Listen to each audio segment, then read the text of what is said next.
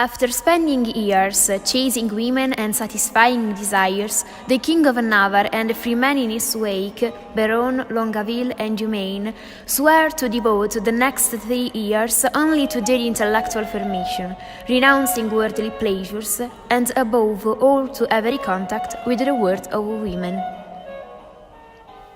One day, busy in his business as usual, the king receives a letter from Don Armado, a storyteller come to the palace to cheer the days of the king and his court.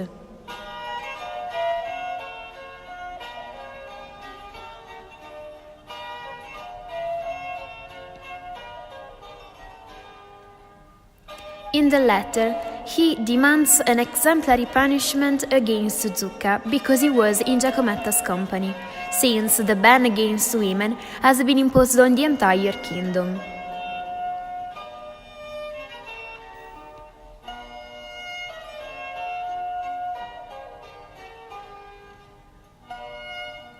The reality is that Armado has sent this letter only because madly in love with the sweet girl.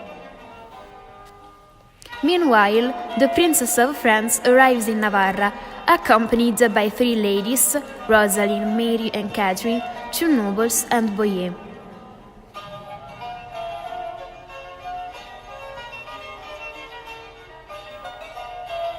The letter is sent to the king to announce the arrival of the princess, accompanied by Dumaine, Beron, and Longueville.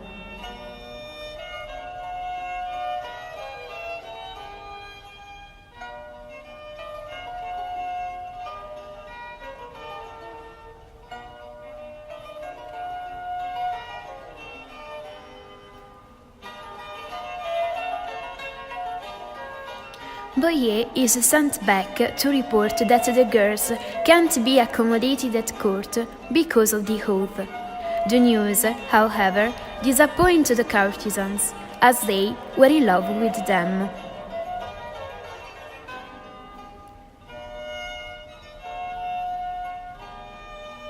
At sunset, Zucca is released from Armado and is committed to deliver a letter to his beloved Giacometta.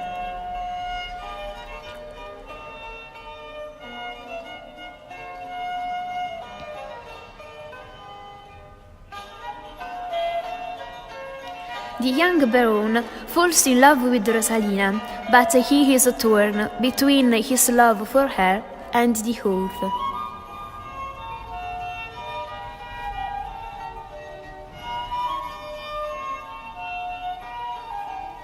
He can't resist to the call of love, and so he commissions Zucca, met along the way, to give a romantic letter to the girl.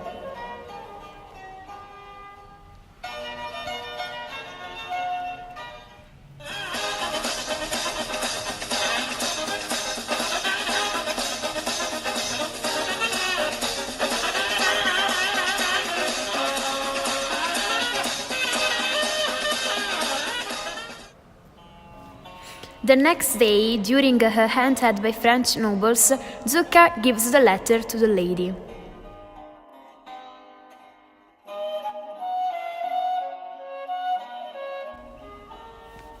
However, it happens that by mistake she receives a letter written by Armado and addressed to Giacometta, to whom, consequently, arrives a letter written by Beron.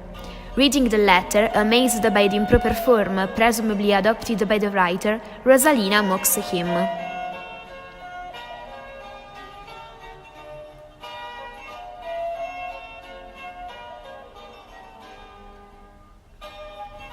While Giacometta, unable to read the letter, asks Sir Nathaniel to read it, and they release that the letter isn't addressed to her, which is why Giacometta must send a letter to the king.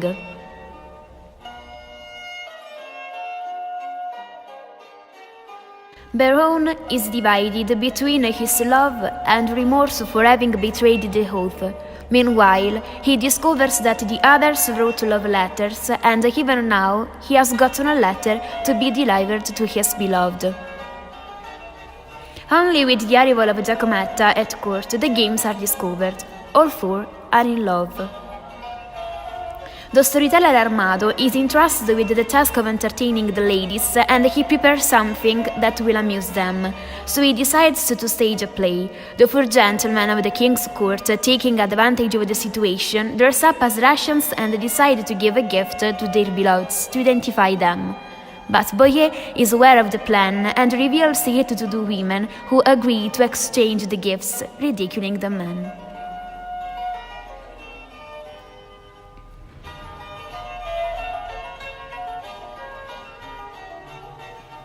When the party begins, the king and the knights court the wrong ladies, who pretend to be indignant and repel the courtiers disconsolate.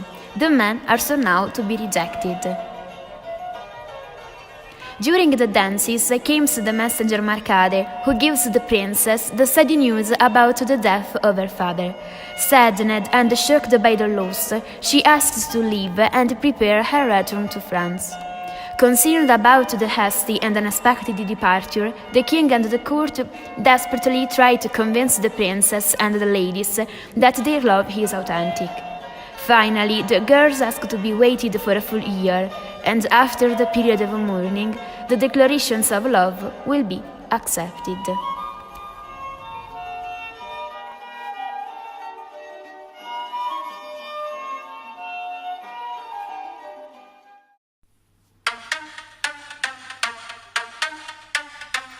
Essere o dover essere, il dubbio amletico, contemporaneo come l'uomo del neolitico. Nella tua gabbia 2x3, mettiti comodo, intellettuali nei caffè, internetologi. Non so Monte. Abbastanza realistico. Attiene. Risposte facili, dire niente. No, Franco, ti scuserei di non mi spoglio, non mi spoglio. Tutti i piaceri sono vani, ma di tutti, il più vano è certamente quel piacere che, procacciato con sacrificio, porta in sé una pena ulteriore, come il piacere di consumare gli occhi sui libri per cercare la luce della verità, e intanto la ricerca vi ruba la vista degli occhi. Così, la luce che cerca la luce toglie luce alla luce. William Shakespeare.